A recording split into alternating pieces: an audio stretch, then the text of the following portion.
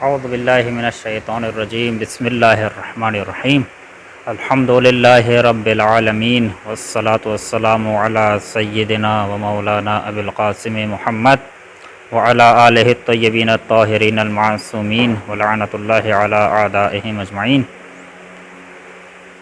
چاند رات، جب عید کی چاند رات ہو تو پروردگار عالم کی طرف سے ایک چیز ہم پر واجب ہو جاتی ہے، اور وہ ہے فطرہ۔ اسے ہم کہتے ہیں زکوٰۃ فطرہ یا فطرہ۔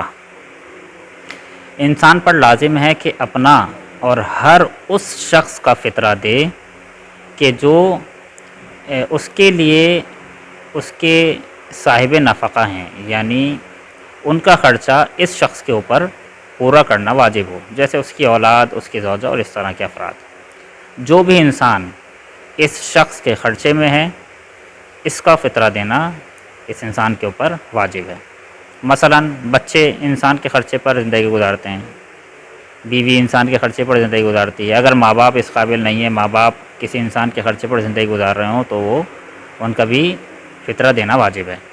اسی طرح سے مہمان، اگر کوئی ایک شخص کسی کے گھر مہمان آ جائے غروب آفتاب سے پہلے یا غروب آفتاب کے وقت، اور وہ مہمان بھی شمار ہو، اس پر ابھی ہم بات کریں گے، غلط فہمی ہے وہ بھی دور ہو جائے گی، تو اس مہمان کا بھی خرچہ، اس مہمان کا بھی فطرہ دینا واجب ہوگا، لیکن ایک خاص شرط ہے، وہ بھی ہم اس پر آپ کے سامنے بیان کریں گے۔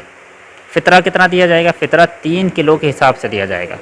آیت اللہ سیستانی کے مطابق 3 کلو جو شہر میں غذا کھائی جاتی ہے اس کے حساب سے۔ مثال کے طور پہ اگر ہم دیکھیں کراچی، تو کراچی میں آٹا زیادہ کھایا جاتا ہے، جو شہر میں زیادہ غذا کھائی جاتی ہے اس کے حساب سے فطرہ دیا جائے گا۔ کراچی میں آٹا زیادہ کھایا جاتا ہے تو 3 کلو آٹے کے حساب سے، یعنی پر پرسن 3 kg، ایک بندہ 3 kg 3 کلو آٹے کے حساب سے ایک بندے کا فطرہ بنے گا۔ لیکن مثال کے طور پہ ایک شہر میں چاول زیادہ کھائے جاتے ہیں تو 3 کلو چاول کے حساب سے فطرہ دیا جائے گا۔ جو چیز زیادہ کھائی جاتی ہے اس حساب سے فطرہ دیا جائے گا۔ ایک شہر میں اگر کھجور زیادہ کھائی جاتی ہے تو کھجور کے حساب سے فطرہ دیا جائے گا۔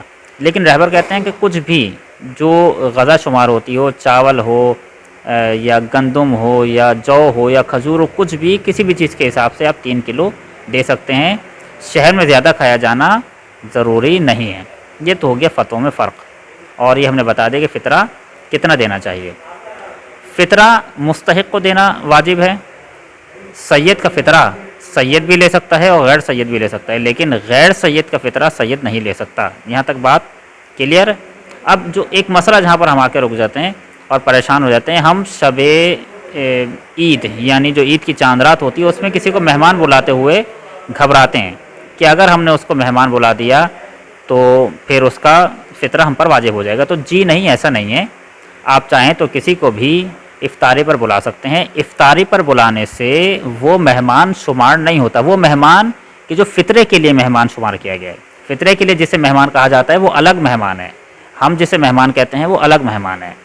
فطرے کے لیے مہمان وہ ہے کہ جو غروب کے وقت یا غروب سے پہلے آپ کے یہاں آ جائے، آپ کے یہاں افطار کرے اور کچھ راتیں رکے۔ حتیٰ آیت اللہ خامنہ ای فرماتے ہیں کہ ایک رات بھی رکے گا تب بھی اس کا فطرہ واجب نہیں ہے، چونکہ اس کا خرچہ آپ کے اوپر نہیں ہے، آپ در حقیقت اس کا عارضی خرچہ اٹھا رہے ہیں۔ لیکن ایک انسان جو کچھ راتیں رکتا ہے تو پھر کہتے ہیں کہ ہاں بھائی اس کا خرچہ میرے اوپر ہے جب تک یہ میرے گھر مہمان ہے۔ ہاں بعض مراجع کہتے ہیں کہ ایک رات رکنے سے بھی یہ اس کا خرچہ در حقیقت اس کے اوپر واجب ہے اور اس کا فطرہ دینا واجب ہو جائے گا۔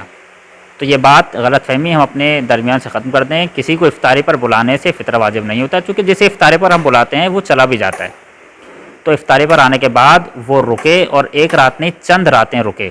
اب یہاں مراجع کا اختلاف ہے کہ ایک رات رکنے سے بھی فطرہ واجب ہو جاتا ہے یا نہیں، جیسے کہ آیت اللہ خامنہ کہتے ہیں کہ ایک رات رکنے سے فطرہ واجب نہیں ہوتا۔ تو لہٰذا یہ غلط فہمی اپنے درمیان سے دور کریں اور دوسروں کو بھی بتائیں۔ والسلام علیکم ورحمۃ اللہ وبرکاتہ۔